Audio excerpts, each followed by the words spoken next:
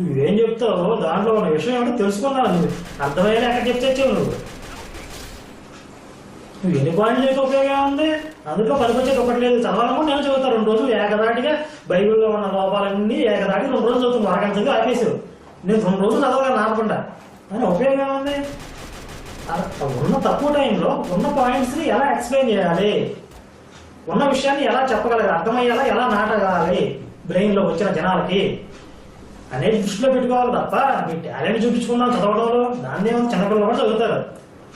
పైగా దానికి ఫ్లో ఉండాలి, బ్లడ్ ఉండాలి, నీ ఫ్యాడ్ ఉండాలి. ఇది ఒక గొప్ప చెప్పుకుంటున్నాం మరి సిగ్గుచారం లేకుండా. ఆ తర్వాత వీడు మాట్లాడి ఇంకో క్లిప్ చూద్దాం. వీడు మాట్లాడిన వీడియో క్లిప్ ఇంకోటి చూద్దాం. పాయింట్ అన్నాడు, యేసుక్రీస్తు ప్రభు వారు మద్యపానం ఉందని అన్నాడు. మద్యపానని ఎక్కడా లేదు.